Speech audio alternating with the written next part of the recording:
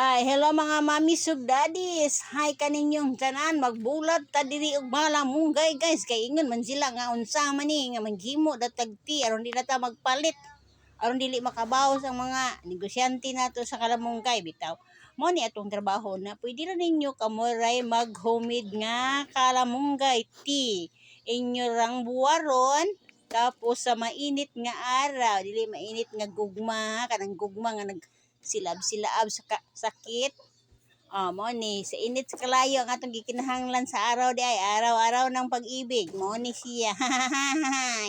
Ingani na siya mo ni itong buhaton kay Jesus, Diyos ko po, nung dili mo na buwaron, hindi mo na mainom. Lami naman na siya buwad, kay ka ng gangking, nasa gangking pa sa gahi sa kagabion. Kay ngano, kuhan man na siya day, humot naman, imo siya nang himayon, kay mabukog ka. Tapos kumot-kumuton, dayon ni mo, yan ang kumot-kumot, karang kumot lang, sa kumot-kumot. Kanang kumot kay humot man siya kay basta mabuwad na day. Dili na siya langto, dili nang langto ha.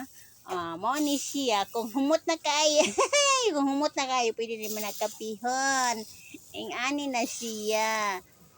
Himo ni natog ti. Yan na. Ing ani na siya ang color guys.